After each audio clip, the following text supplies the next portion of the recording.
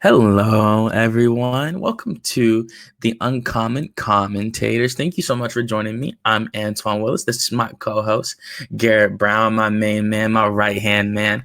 Always love talking to you, man, on these Thursday evenings. How you been, Garrett? It's been a long I'm week good. for me. I'm It's yeah. been a long week, and I'm glad you're good. But for me, it's been a long week, man. I've been working so much. But of course, I'd love to hear about your week too, brother. How was it? It's been good. It's gone pretty fast for me.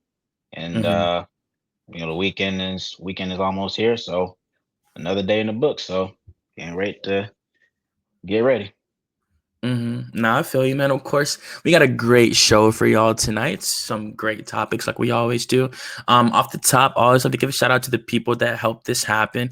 Shout out to Jay Holloway, Raina Holloway, any person that does anything with the XSC Media. Always love working with y'all. Shout out to Lolivia as well. Great girl. She's always giving amazing takes on college basketball for women's college basketball, WNBA, all that. Nick Andre as well. Of course, they have a show together called the Best Damn W Show. They're a world renowned women's basketball show, but of course, they can talk about anything. Being professional basketball heads, So always love giving a shout out to them and love my main man Wiley as well. Got to give a shout out to Wiley, who also is a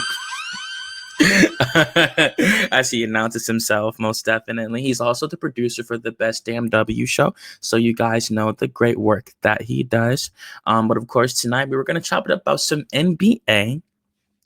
One of the biggest topics in the league right now is Devin Booker of the Phoenix Suns. Obviously, we know that they're struggling as of late, given all the adversity they are facing in this latter half of the season. But I really wanted to focus on Devin individually. Clearly, a lot of people think the Phoenix Suns might sell the farm this summer, just seeing the position that that they are in with lack of draft capital.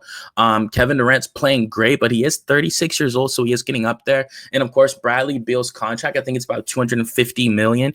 I don't know who's gonna take that on willingly. Of course, Bradley Beal is a fantastic player. Averaged 30 points per game at one point. He's still a phenomenal scorer, even in a diminished role on the Phoenix Suns. I just don't know who's gonna take that contract. So assessing Devin's future after talking about his two counterparts. I'm really interested to see the move he'll make. Obviously, he's been in Phoenix for a very, very long time. They built this team around him. Even getting Bradley Beal and Kevin Durant, it was to get him some help originally. Of course, they made the finals at one point where they lost to the Milwaukee Bucks, but they haven't really been able to recapture that same success. They've actually fallen very hard since then after seeing their finals appearance. So as of right now, according to Bovada LV, the Detroit Pistons are actually the favorite to acquire Devin Booker. I believe they're sitting at a plus 800 right now. Yep, plus 800 to acquire him. Obviously, they're having a great season themselves with Cade Cunningham, Jalen Duren, all those boys down there. They have an open spot with the shooting guard position with Jaden Ivey currently being out due to a lower leg injury in his left leg. So it could happen. They could make the move. Obviously, Detroit has accumulated their own success right now, just with the core players they do have, even missing their second best player in Jaden Ivey. But I wanted to just name the top candidate for him as of right now. Of course, the second place one is the New York Knicks. They could take him on, even though they already have a lot of talent already with Mikal Bridges, who just hit a game winner, by the way. Beautiful shot to kill the Portland Trail Blazers at home at that. And even that being said, they have a great player like Mikal Bridges. They have Jalen Brunson, Karl Anthony Towns. That's a lot to go around in terms of usage. So I'd be surprised if I saw New York make the move. Oklahoma City is tied in second place with New York, sitting at plus 900. Of course, they do have the draft capital. We do know that Phoenix does need it absolutely for the future. So OKC could give them so many picks and players at that to acquire Devin Booker if they did want to break their core players up. Of course, seeing the great chemistry they have, that will be kind of surprising to me to see Oklahoma make that trade, seeing how they're already the number one in the West with the core they have already. In the fourth place was the Houston Rockets sitting at plus 950. Of course, they've slowed down a little bit since their white hot start at the beginning of the year with Ime Udoka. But of course, they're still a great team with a great core themselves with Jalen Green, Reed Shepard, Eamon Thompson, of course, Alperen Sengun, Baby Jokic, as some people like to call him, the first-time All-Star this year, Alperen Sengun. So, how do you feel about Devin Booker's future as of right now with the teams that I did just list to you? Do you think he'll go to any of those teams? Could you see him going to a different team? He was a shooting guard originally when he first came into the league, but he did move over to the point guard, so Bradley Beal could fit into the starting lineup. So, knowing he can play both positions as a great combo guard, being able to score and play make, it does widen his horizons in terms of the possibilities that he could go to. So where do you think Devin Booker will go? Maybe this summer? They can make a trade, obviously, with the trade deadline being passed. So where do you think Devin Booker could possibly go this summer? Yeah, there's a few teams I could see him going to, but overall, they seem to be teams that are going through a rebuild, but eventually they want to start making a deep playoff run at some point. So you already mentioned Houston. I think that's a team to be on the lookout for. They could package Jalen Green in a Devin Booker trade because I'm pretty sure not just beside draft capital, we know that Phoenix, if they are going to definitely go into a full rebuild, they'll Mm-hmm. definitely want a collection of draft picks and Jalen, a collection of draft picks and young guys. So I think Houston, they could offer Jalen Green and a collective of draft picks in a trade for Devin Booker. So that is a destination for him. I do have San Antonio as well. We did see that they just traded for De'Aaron Fox, and unfortunately, he's going to be out for the remainder of the year with a pinky injury, and he's having to have season-ending surgery on that. So, pray for a speedy recovery on that. But they didn't really have to give up any real draft capital for him to begin with because that was a three-team deal, I believe. So they didn't really have to give up many assets for him. So they could still hold the assets that they have currently, including our picks, to make a trade for Devin Booker. So a pairing of him alongside with De'Aaron Fox and Victor Wembanyama, that is a very enticing young core. Brooklyn, same way. Obviously, they're going through a rebuild, but they have a lot of draft capital, especially the draft capital they acquired for Mikal Bridges, a player that you just mentioned from the New York Knicks. Milwaukee would be a team that I could see simply because of the fact that of the situation they have with Giannis, who is unhappy in Milwaukee right now. Yes, he loves the city. Yes, he's won a championship with them, but where they are currently, they're not reaching to their highest potential. So I could see them trying to make Giannis happy and do the best they can do to make sure that he stays in Milwaukee. So I could see them making another run for a player like Devin Booker. Now, obviously, I don't know exactly how it's all going to work because they don't really have a lot of young guys they can offer, and I'm not sure what their draft capital looks like. But we'll just have to see. We've seen Luca get traded, so nobody never expected that, so anything can happen. But lastly, to one of the teams that you mentioned, a dark horse is OKC. And Mm-hmm. I'll just say this: I'm not saying this just to sound like I'm um, a broken record, but I do believe that for any big name that you may hear, for a player like Devin Booker or Kevin Durant or anything like that, OKC is always going to be in the mix simply because of the fact, to your point, they have, if not the most draft capital or assets, more than any other team in the league, and they have the young players that will entice other teams. So Mm-hmm. now, of course, they'll do everything they can to not get rid of their young core. Now, that's expected. We know SJ is not going anywhere. Chet Holmgren's not going anywhere. Yeah. Jalen Williams, maybe depending on who they're trying to get. If it's like a superstar caliber player, then you could see that happening. But I'm just saying that they have the young guys in the draft capital way more than enough to acquire for a player like Devin Booker. So, but like I said, I'm not sure what OKC's plans are right now. They're the number one seed in the West. So we don't know exactly how they're going to go about improving their roster year in, year out. But yeah, those are the teams that I could see um, trading for Devin Booker, whether that's in the all this upcoming off season or the next. So we'll just have to stay in touch and see what happens from there. Yep. As we record this, Devin Booker is currently averaging 26 points per game, 4 rebounds with 7 assists, shooting 46% on the season. So he's having a great year. He's still a superstar player, in my opinion. I know people don't like to throw that word around like that nowadays, but we should. Thank you for joining us, brother. Thank you so much. And yeah, hey, that's a real candidate. Detroit is really up there to take on Devin Booker. Like I was just mentioning his accolades, like his superstar status and stuff like that. I think he would fit great next to Cade Cunningham. They'd be one of the biggest backcourts in the league in terms of the size. I do think that Cade is able to play make at that level where he could feed all of his offensive weapons and still get for himself at the end of the day. He's averaging about I think like 8 assists per game. Cade Cunningham is right now, so he is that one. A little, Nine. little over 9. Mm-hmm. Got you. Awesome. Thank you. I appreciate you. Mm-hmm. And yeah, like he's honestly looking good, man. Like I really like Cade's game ever since he was at Oklahoma State. And to think Devin Booker could play alongside him like that, I think they'd get along well. I think just given like how we've seen their personalities throughout their 10 years on their team. Like we've seen them stay down with their teams while they've came up and found success, especially seeing the most recent example of Cade Cunningham. I think Detroit has a lot of momentum right now.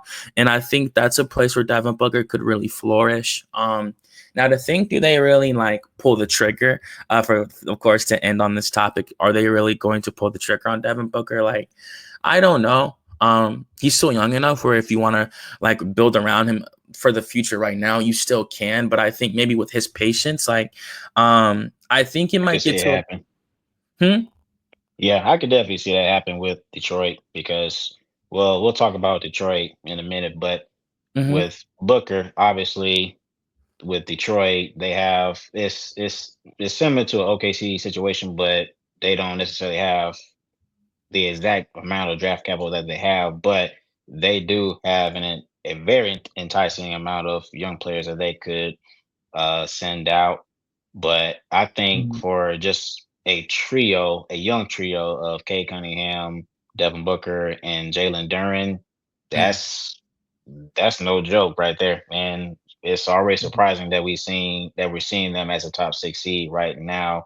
So if they add a player like Devin Booker and pair those, two guys with them, I mean, they can make some noise. So, but yeah, that could be an option too.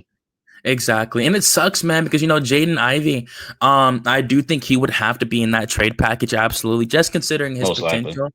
and what he can turn into. Of course, it'd basically be position trade for like, position for position at that point, especially him at 23 years old, knowing what he can turn into. He is averaging 18 points per game right now with 4 rebounds and 4 assists. He's still really young himself coming out of Purdue. So I think Jaden Ivey also has a bright future. I do think at one point he will average over 20 points a game and take that leap, especially if he's like the main guy in a system.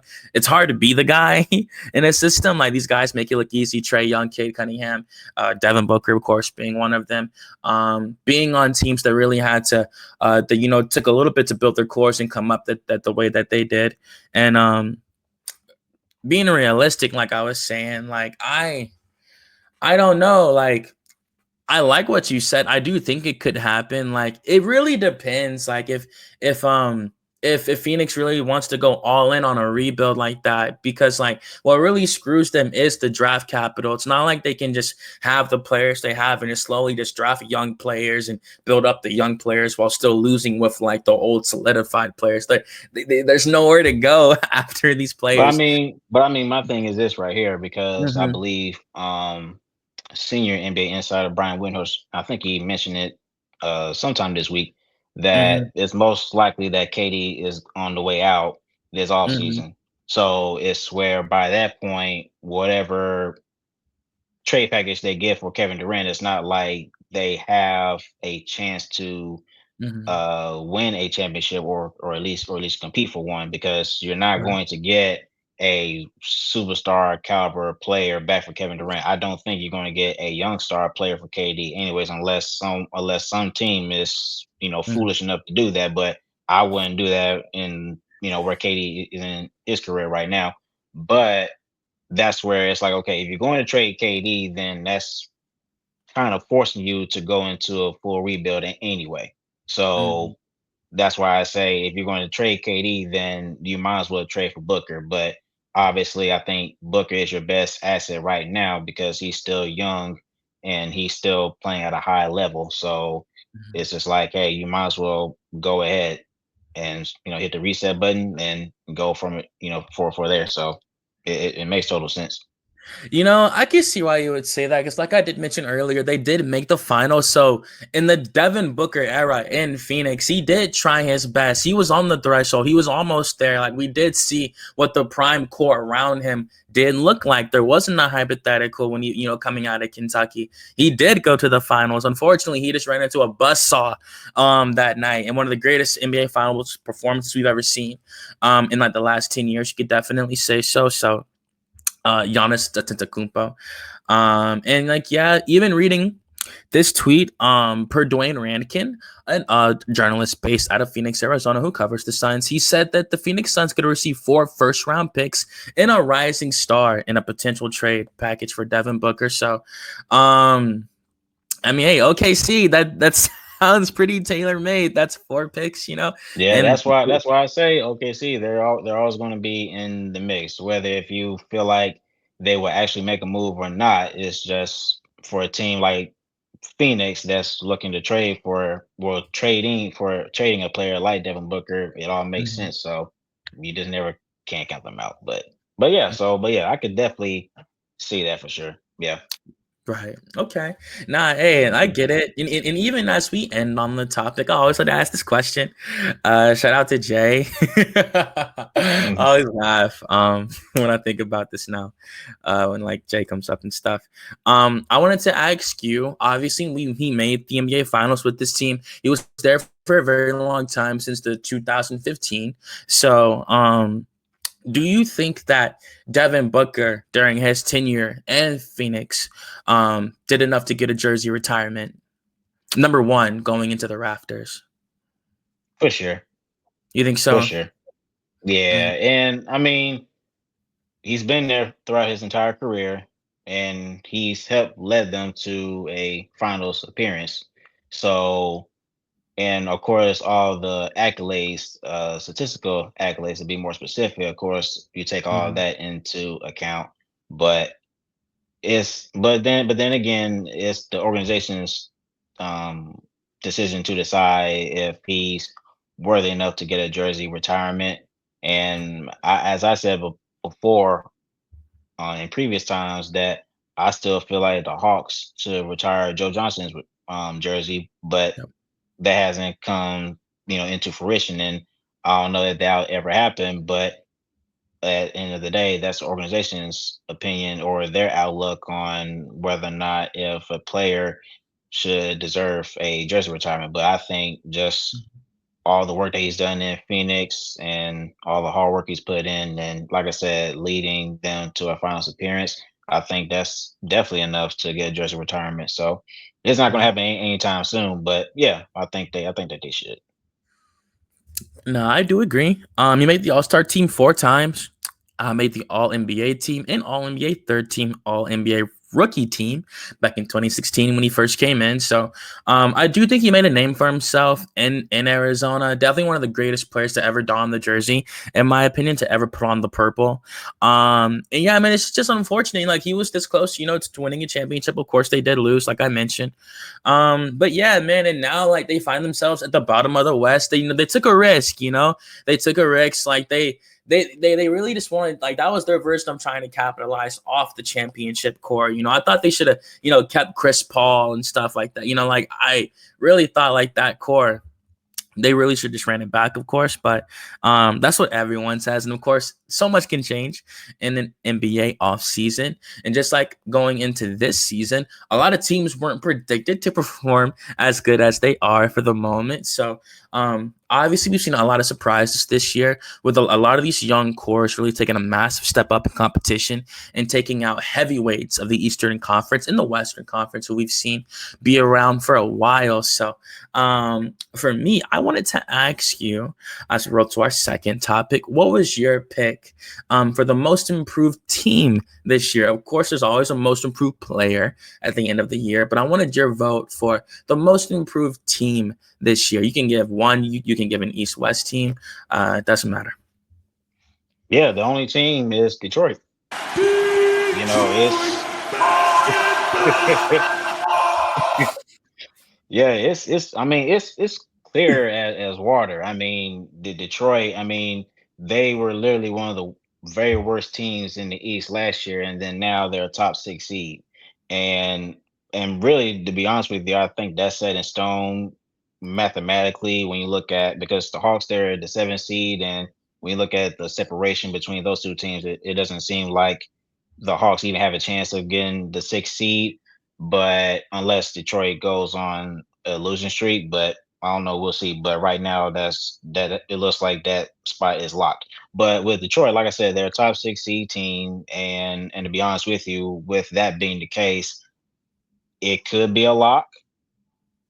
I think Cade Cunningham would win Most Improved Player award as well, for sure, because Mhm. right now he's averaging almost 26 points per game, 6 rebounds, and a little over 9 assists. And he became a first-time All-Star this year. So, and look, the last time they made the playoffs was back in 2019, where they got swept by the Bucks for Zip, and prior to that, it was 2016. So it's like over these past 6 years, they haven't made the playoffs until during that time. So now they're definitely going to make the playoffs this year. So when you look at the addition of JB Bickerstaff as a head coach and the acquisitions of Malik Beasley and other veterans, Tim Hardaway Jr., obviously that has helped the development of those players. So, and that's why I said before that we could see them, but potentially trading for a player like Devin Booker. We never know. We'll see. But I don't think that they're going to stop here. Of course, they're going to excuse me. Of course, they're going to continue to develop their young guys like Cade Cunningham and Jalen Duren and other players. So, but of course, if they're going to continue to improve every year, then obviously they're going to look to add players that's going to help them in that process. But no, for Detroit, what they've done this year, they have been very impressive. As I said, they are the sixth seed. They're sitting with a record of 37-29. So they're 8 games above 500. So they're doing very well. And that's not really a team that I could sit here and say that has also improved just as well as Detroit. So, like I said, just to go from being one of the very worst teams in the East, like bottom of the barrel, worse, and then now you're a top six seed in the East. Now, of course, when we get to the playoffs, I don't really expect nothing more from them at that point, because if I'm not mistaken, I believe they would face, if the playoffs were today, they would face the New York Knicks. New York. That would be a nice That'd series, be but pretty I don't. interesting. It It would be would. interesting. It would, It but would. I don't now. Now I'll be honest with you. I'm not going now. They're not going to get swept, but it wouldn't surprise me, because especially how the Knicks are playing right now. I mean, with all the talent that they have, and I feel like they should be playing at a much higher level than they are right now. But it wouldn't surprise me if that series went to 6 or 7 games, because Detroit, they are a team that plays tough, and especially with Cade Cunningham. I mean, he's been a tough cover. I mean, even with our own Dyson Daniels, I mean, Cade Cunningham has had his number throughout this season. But I'm just saying that, hey, it wouldn't surprise me if that series go to 6 or 7 games, but I still have the Knicks coming out on top. But I'm just saying that this is a team that you can no longer overlook or take for granted. But yeah, I'm very impressed with the Pistons this year. Very impressed. For sure, man. Like even piggybacking off what you said, There's not really any other team I could say. They really have taken the throne unanimously, consensus most definitely. Just looking at the standings from last year, they were the 15th team in the Eastern Conference. They were 14 and 68 last year. Even just comparing it to this season, they're 37 and 29. Like they're 7-3 in their last 10. They're looking really good. Like they're 3 wins away from being 40. like they're 3 wins away from being 40 and 29. Like they're even so good that like the man Wiley has to come on and give a take. Like everyone loves Detroit basketball. Obviously, the Pistons won the ring back in 2004. One of the most charismatic teams of all time with Right, Ben Wallace. Exactly, Rasheed Wallace, Chauncey Billups. It was like literally the re-envision, like the remake of the Bad Boys Pistons when they won in 2004. They even beat the Lakers that year. They were that good. So would love to hear about your opinion on the new version of the Detroit Pistons. The resurgence has been incredible. And they have a new superstar to take them into the future now. So how do you feel about the Pistons, Wiley? First of all, shout out to Shaq.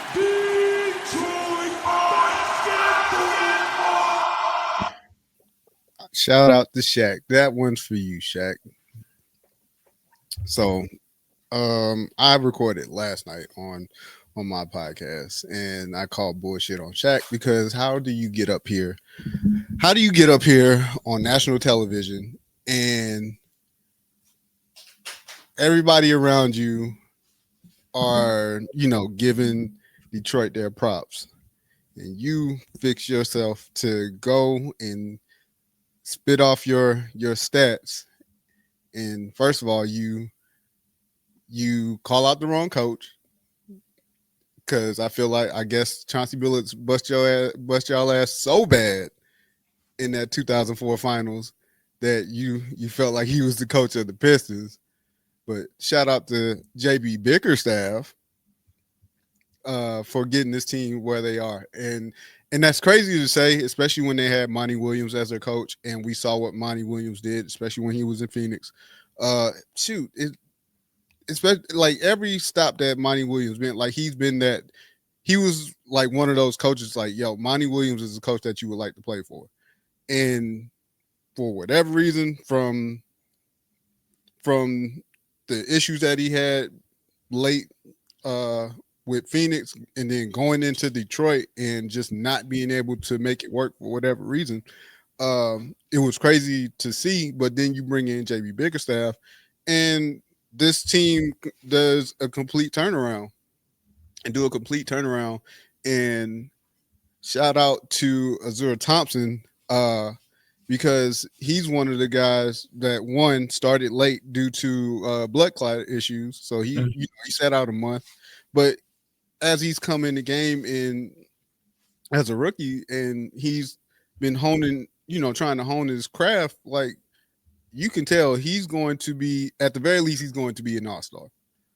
And he's going to be one of those key pieces for this team, or any team for that matter, when it comes to somebody that you need to go grab a rebound, possibly get a bucket for you. Like he's been showing little by little throughout the season, and he's been one of those key pieces for Detroit in helping them get to where they're at now. Like you said, they're what, sixth in the East? 37 and 29, 7-3 in their last 10. And again, for them to only have won 14 games last year, like this, it's a no-brainer of who the most improved team is. And that's no slight to OKC or like Houston or even the Cavs for that matter. Cleveland, they've only lost 10 games as of right now. And like looking back to last year's standings, OKC pretty much is right where they're at last year. So there's only going to be so much improvement from a win standpoint. Cleveland, they got a few more wins, but they're also about at that same.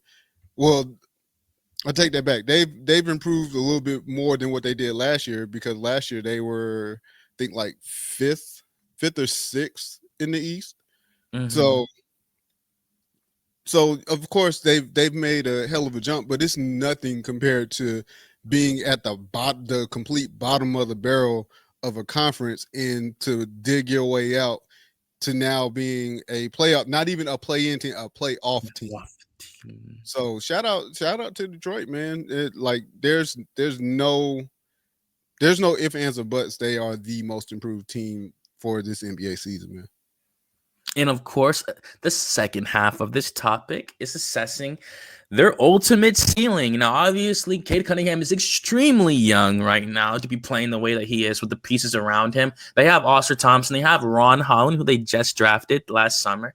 They have Isaiah Stewart. They have Jalen Duren. They have all these players, and they have a good coach like JB Bickerstaff, like Wiley just mentioned. So, obviously, with any superstar at the top of the roster, also Jaden Ivey. Only forgot about him because he's hurt right now. He is playing great. He's played, I think, 30 games this season, averaging 18 points a game, like I mentioned earlier. So Cade's backcourt mate is also looking great. Got to give shout out to Ivy, the former number 4th pick in the draft. Also, his mom is the coach for the Fighting Irish and Notre Dame. They're also looking good. Of course, they got eliminated, unfortunately, but still a great team, of course. And yeah, man. So with the Cade Cunningham era in Detroit, do you think he can lead them to a championship, or do they need one more piece out of the draft in free agency to win it, or is this core with Cade Cunningham as that one superstar enough to win a championship? Wiley first, Garrett second. I think that can they possibly get to a championship? Possibly. Anything's possible. Yeah. Now, with the core that they have, great core. Definitely need to add a piece, and it's going to have to be from free agency. You guys mentioned about getting Devin Booker. I had them as my dark horse for getting Kevin Durant. They're possibly a dark horse to get Kevin Durant just because of the type of team. But of course, we know KD wants to go to a contender. So I mean, I understand if that, if he was like, yeah, no, I'm not going to Detroit. But dropping KD with that team would ultimately help out a lot. It'll free up a lot of space on the floor just because of the type of player that he is. He'll, of course, you could still let Cade be Cade. Like it just opens up so much for a lot of people. Of course, I think from a big standpoint, from their bigs, that might be the way I would lean if I'm Detroit. As far as like finding that next player to drop in to help catapult the team. You would give up a big man? No, I'm saying I would go look for a big man. Oh, look for, okay. Yeah. I'll go look for a big man. But again, the way this game is, you're probably going to have to lean to that small forward / power forward position where they can put the ball on the floor, be able to create their own shot, possibly make the right pass when needed, and figure it out from there. Devin Booker, man. I look at the Devin Booker portion of it, as y'all talked about it earlier, and I just find it hard. And again, hell, people said it with LeBron and Luka about who's going to do what. It's possible as long as y'all make those calls ahead of time before you get out on the court and start trying to compete. I need to see who's off free agents this year, man, because it's depending on who's the free agents, and they have money. That's the crazy part. They have money, so they can make a move or two to get this team to the point where they can really compete. Mm-hmm. Yeah, man. Like for me, I'm sorry, Garrett. I was just gonna even just say, so of course the championship doesn't have to be this year. Like, obviously, I mean, again, Wiley said it himself. Anything could happen. They could catch fire in the first round, and we'll see what happens. You know, a young team like that is always dangerous, of course. But I just wanted to add that, of course, it didn't have to be this year. Just do you think, in general, that this core can win a championship one day? I think they've shown amazing potential thus far, but of course, I would love to hear what you have to say, Garrett, as well. Yeah, I think they could win a championship with the core that they have, but of course, if you're talking about getting a player like Devin Booker, as I said before, a player like Jaden Ivey would be a good player to start off with, because honestly, Cade Cunningham, Jalen Duren, and Asar Thompson, those are the three guys that are untouchable in my opinion. So you honestly could add Jaden Ivey and a guy like Isaiah Stewart into the mix, and then of course other players that you may have to throw in just to match the salary financially wise. But Tim Hardaway Jr. yeah, they're gonna need to Mhm. throw more money just to make the money work. But Yeah. like I Malcolm said, I think with Brogdon. those three guys, they cannot be included now.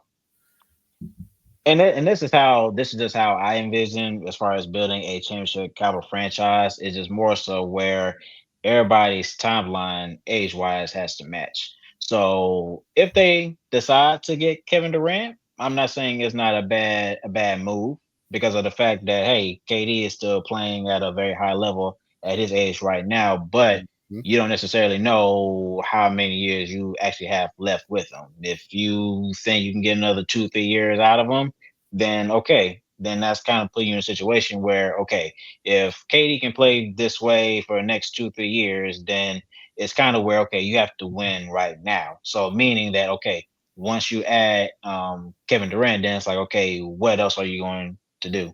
Because I think that they need to add just a little bit more just to solidify their chances of winning a championship. Because when you look at teams like Cleveland or Boston or even New York, even though that they're not playing at their highest potential right now, but that's still a tough team when they're fully healthy. So I just think if they're going to add Kevin Durant, they need to add just a tad bit more. I'm not saying they need to add another superstar, but I just think that Right. okay, once they do that, then they probably need to add more bench depth, because again, you're giving up potential. Well, probably you're going to have to give up Jaden Ivey and then possibly Isaiah Stewart and then other guys that you have to match salary. So that could be a Malik Beasley or a Tim Hardaway Jr. So you need to refill that as well. But no, I think that a Kevin Durant or a Devin Booker, but I think to me a Devin Booker trade would make more sense because he still fits with their timeline. He's still young.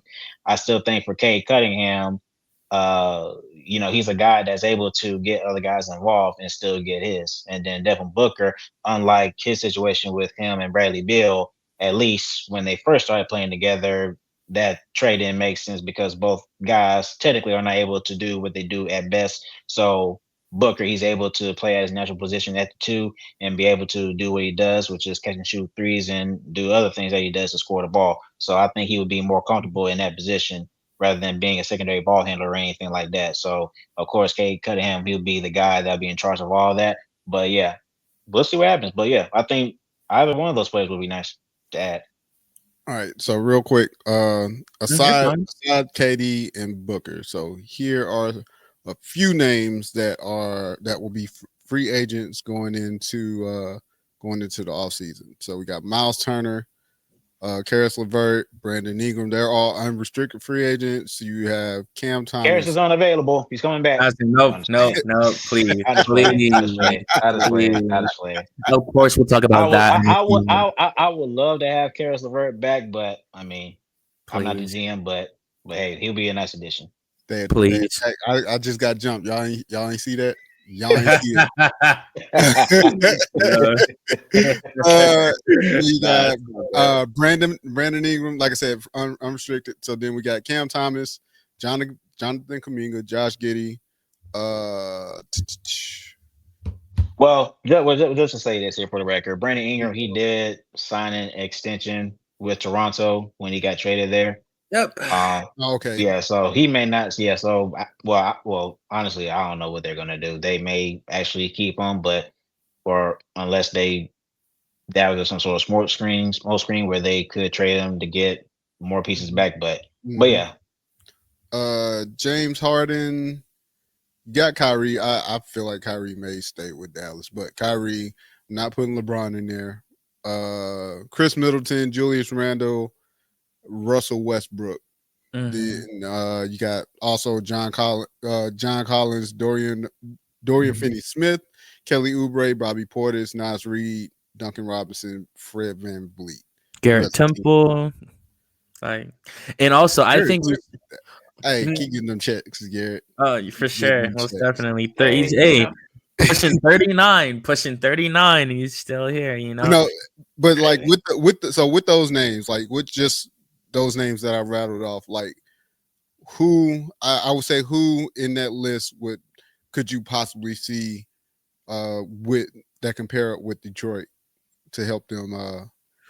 They could definitely. I mean, I don't think that they need. Well, it just depends on who's in the trade package. So, but I just think that more than likely they would need more. Those are just free agents. Those are just free agents. So. Right. I'm just saying, like, I just think that for me, I think they're more than likely they'll need to add more front court depth. So therefore, I think I could see them signing a Bobby Portis or a John Collins, maybe John Collins, because he's younger than Bobby Portis, I believe. I mean, they could add Chris Middleton, but he's injury prone. He's not really trustworthy. But Jonathan Kuminga, I think he's unrestricted. I thought he was restricted free agent. Yeah, he's a restricted. He's restricted. Okay, yeah. So I mean, for a guy like Jonathan Kuminga, I now that can happen too, because Golden State, and honestly, I think he would be nice on the Hawks, but that's another conversation. But I think with Golden State, they just had a lot of trouble. with coming to an extension with him. Mm-hmm. So I think they'll have some challenges. So if a team happens to throw an offer sheet that's going to make, Golden State think twice, then I think that's where you're at in advantage. But of course, you're not really going to break the bank for a guy like Jonathan Kuminga. But I mean, they could do so if they are able to, clear some space. If they decide how long they want to get. Yeah, and Jonathan Kuminga, I mean, he's really good. He's a really good 3-point shooter, a really good 3-and-D guy, very athletic. So I could see that happening too. But but general, I just think they need to add more front court depth to their bench after if they do trade for a guy like Devin Booker, then that's where they need to go. Yep, like some upcoming centers, they could get Steven Adams, like Miles Turner, of course. I don't know if I see him ever leaving Indiana. I think he loves Indiana for sure. He actually still has his original rookie card. I showed a picture of it that they used to get access to the gym. It's like completely deteriorated. That's how long he's been on the team.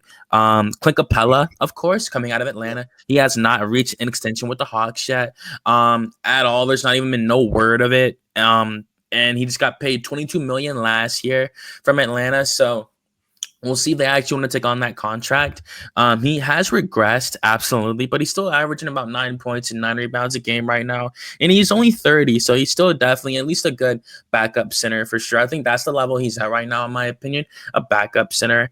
Not, of course, subjecting him to so. He could definitely start for other teams, but I do think that Jalen Duren would definitely start over Clint Capella. Like I mentioned, Steven Adams, and I think those are the best two on the market, maybe outside of Kevon Looney. But I don't know if I see him leaving Golden State. He's been there for forever himself, So he's been there like 10 years. He's been there for a real long time. It's like Dwight Powell in Dallas, He's been like, people don't realize how long Dwight Powell's been in Dallas.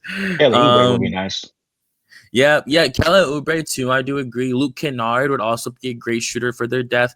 I think re-signing Malik Beasley is a must. And my last player, I think they could get Nickeil Alexander-Walker out of Minnesota, but he might probably stay in Minnesota now. Seeing the core that they have, I think they are all really close. Him, Jaden McDaniels, Anthony Edwards, seeing the success they have found their past few games, I do think they have found their hope and have found their footing after getting Julius Randle this year. So I don't know if I'll see Nikhil leave, but I think if Detroit were to pursue him and pay him a lot of money, he's getting $4.5 million from Minnesota this year. So of course, if they could maybe sway Walker, that'd be a great backup piece as well. And yeah, that's a lot. And honestly, my last one, I would say Amir Coffey. I just like his jump shot a lot. Amir Coffey, you know, coming out of the Clippers, I just really think he's a solid shooter. You know, I think the more depth in the shooting, the better for Detroit.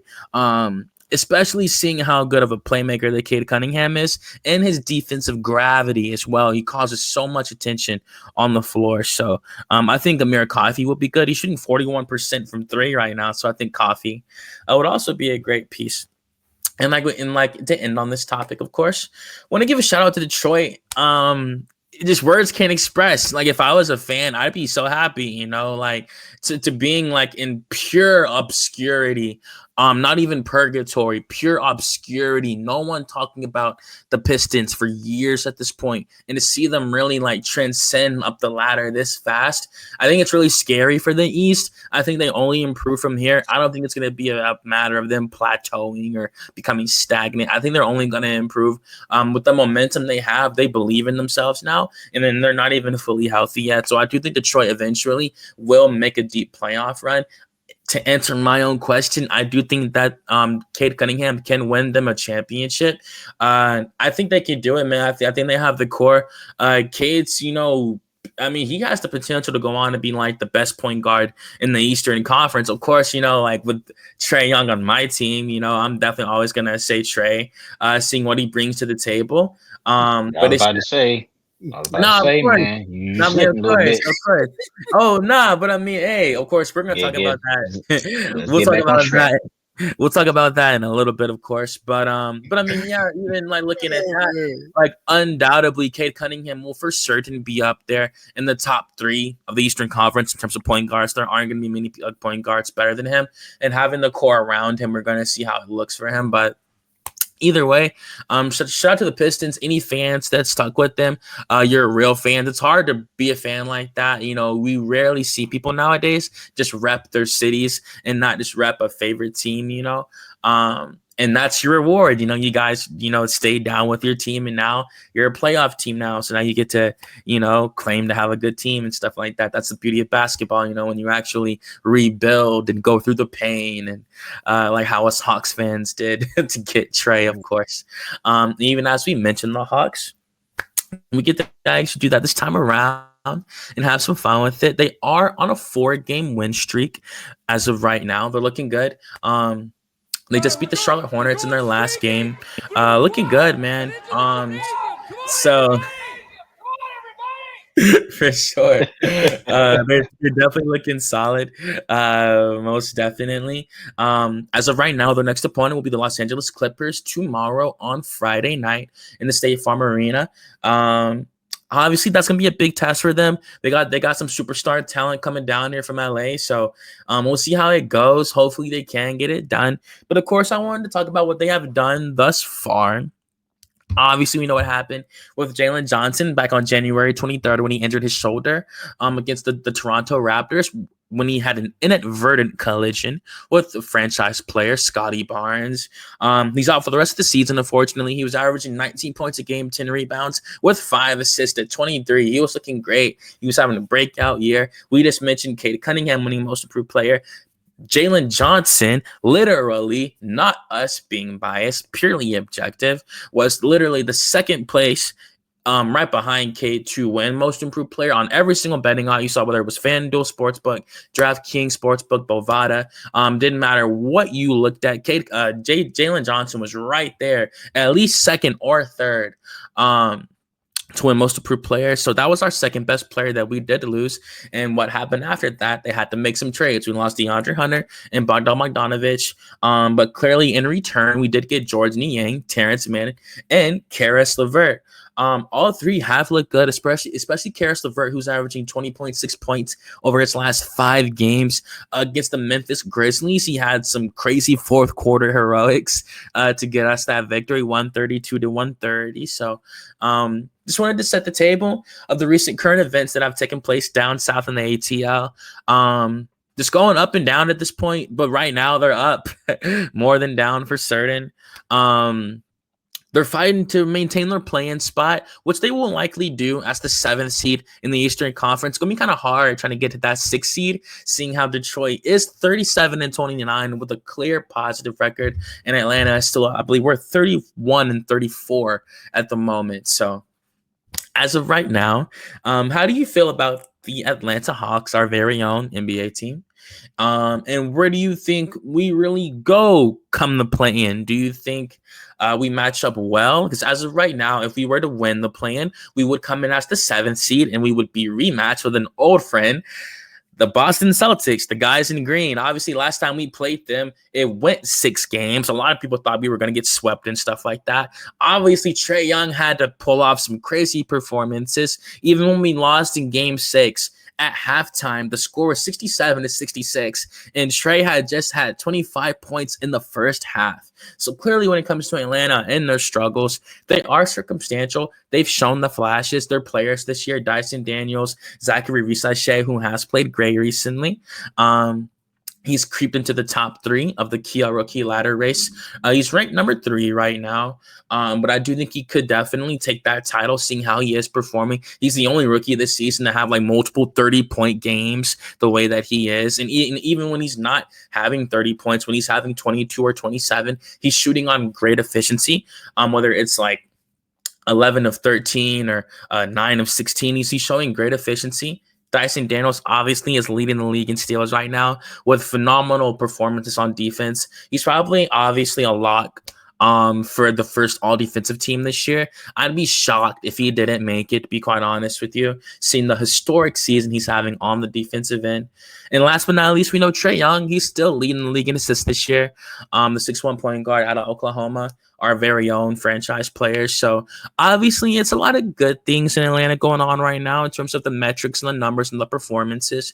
Of course, the record does not indicate how good they are as a team, especially missing their second best player in Jalen Johnson. So what do you think happens with Atlanta come the play-in? Like I mentioned, they would face the Boston Celtics. So how do you see that going? And what do you think happens come the end of the season? Can we go on a crazy win streak to try to maybe battle the 6th seed? Can we just stay in the play-in? Where do you think Atlanta goes come the end of the season?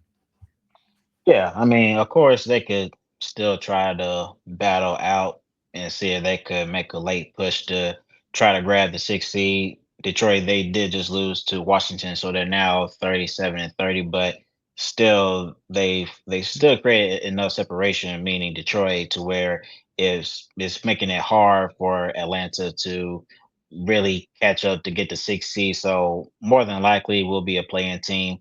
Now, if the play-in was today, it's obviously the best case scenario, because if you're the 7th or 8th seed, if you win, then you'll enter to the playoffs. But if not, you'll get another shot at it of making it. So, which is nice. But I mean, I don't want to see Orlando in the play-in. And then if we happen to lose, then I think potentially we could see Miami in the next round, and that's not a team I want to see either. But to answer your question, if the playoffs were today, right, and if we do, yeah, because we would phase Boston. I mean, let's just be honest here, and I would feel a lot better if Jalen Johnson was still here, fully healthy. Then I would feel a lot better about our chances going up against Boston. Now, I'm not saying that we would beat them because they are the reigning champs, but I think our chances of beating Boston would definitely increase if this team was fully healthy. I think that what Hawks fans would be more excited about is just to see this young nucleus with Trae, Dyson, Zach, and JJ, and also a Kongwu of seeing what this core can do together.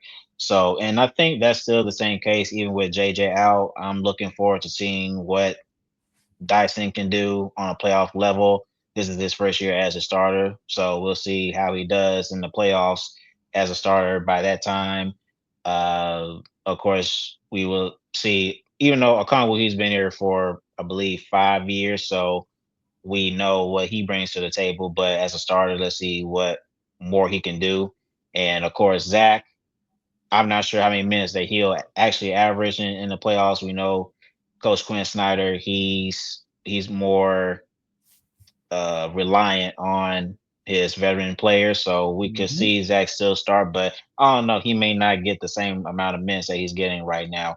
But no, I just think that for the team this year is just to see what they have in the young players on another level of basketball in the playoffs. And that's all that you could really ask for. And then that gives you a clearer picture of, okay, what does the team need to do to improve the roster in the off season, meaning in the summer with the draft and free agency and things of that nature, and go on from there. But like you said, they're on a 4-game win streak. They just beat Charlotte last night, 123-110.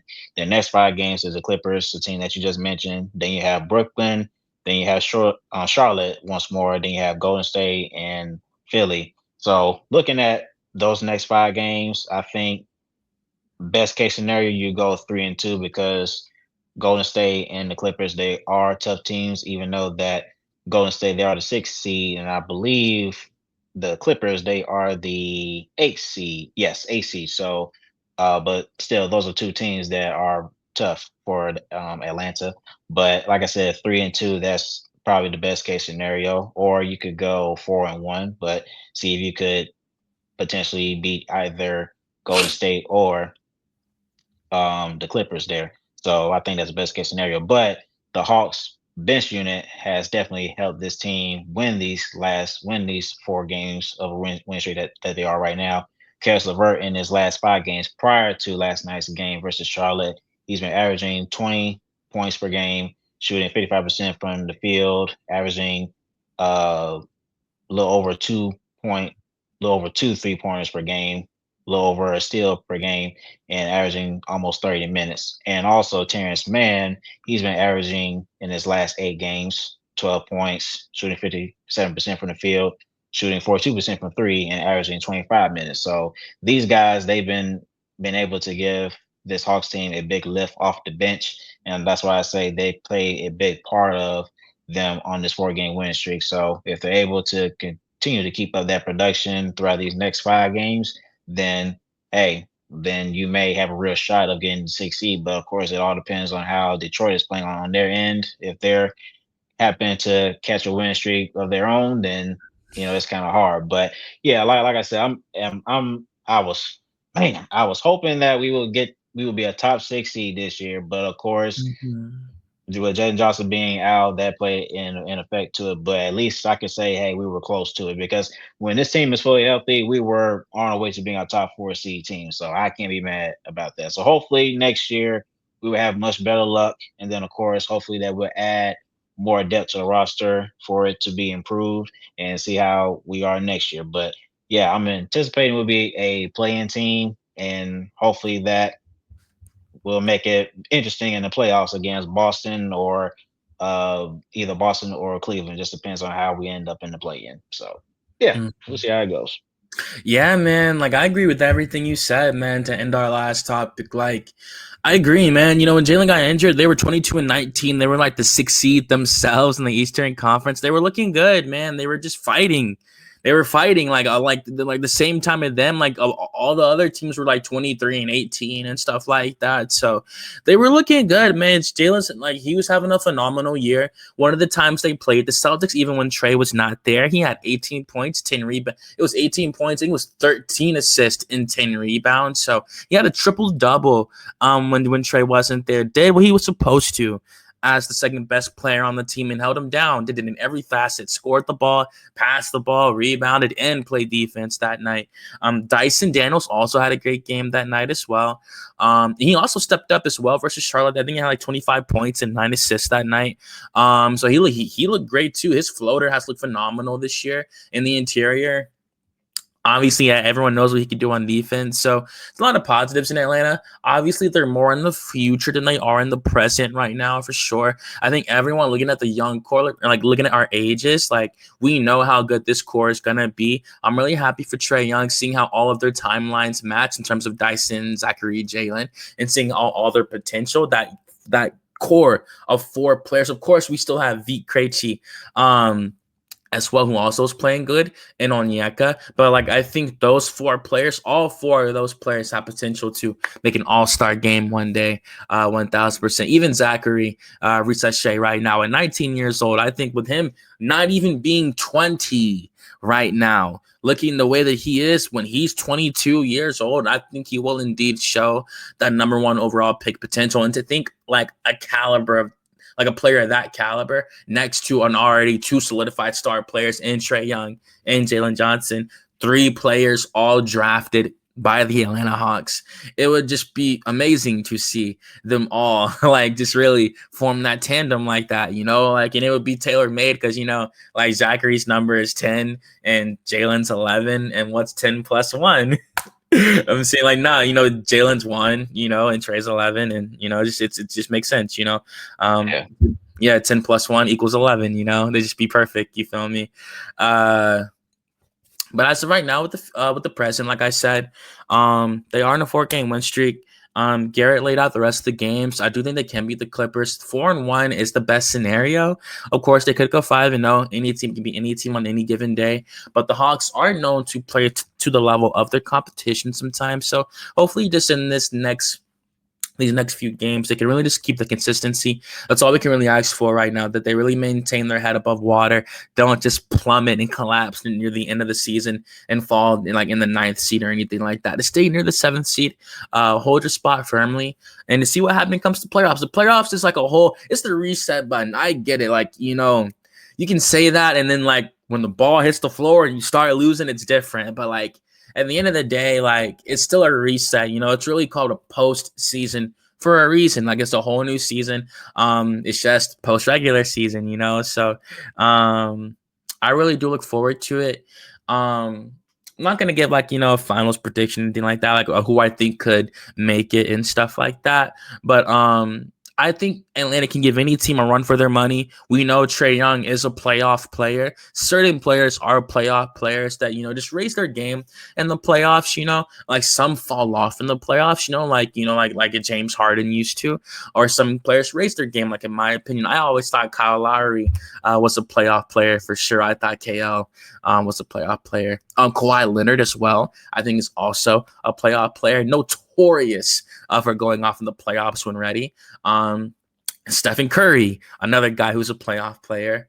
Not all superstars, of course, but, you know, some dudes freeze up. And Trae Young is one guy who was known to raise his game in the playoffs. Everyone knows that Trae likes big games and moments like that. So as long as they have Trae and knowing what he can generate with the rest of his passing ability as a generational playmaker and things of that nature, I think Atlanta could try to make something shake in the first round. They gave the Celtics a run for their money last time they played them in the first round. Of course, the Celtics have gotten better since then. But hey, so have the Hawks on paper at least. And we'll see what happens, you know. These are the best basketball players in the world. But of course, for the Hawks fans, all we can ask right now, like I said, like Garrett said, is that they just maintain their consistency right now and really just try to just keep their composure. If any other injuries were to happen, anything like that, God forbid, you know, we just saw Trae deal with a minor left quad injury, but he bounced back and had 35 points and 12 assists against Charlotte. So, really good to see he's still playing at a high level since February. And like I said, as long as they got the main man himself, the Hawks can definitely make something shake until the boy Jalen comes back. So that's it for me on this Thursday night show. Unless you had anything else that you wanted to add, Garrett. I'm good, brother. Most definitely. All good here too. Awesome. Want to thank y'all again for joining us. Please don't forget to like, comment, and subscribe. I gotta give a shout out to Wiley for coming on here and giving his takes. Detroit basketball.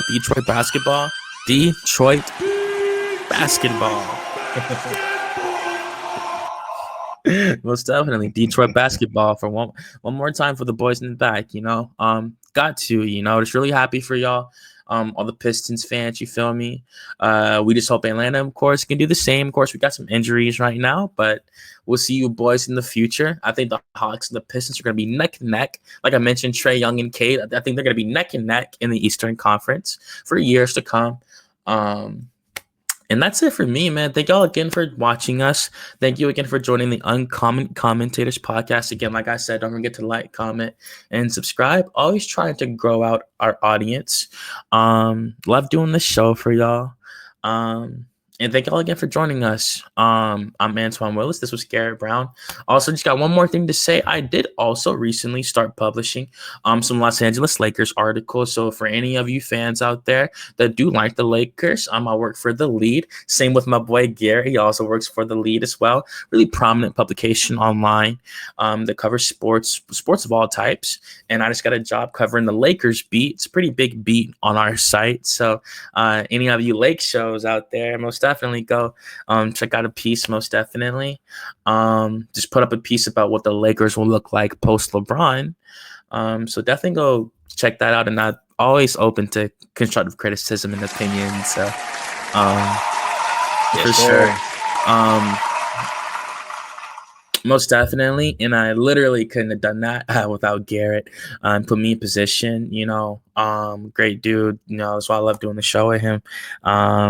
And yeah, man, I just want to give a thank you to you, Garrett, for making the time out to do the show. Like always, man, thank you to Wiley for taking the time out to do the show. Thank you to the fans who took the time out to watch the show.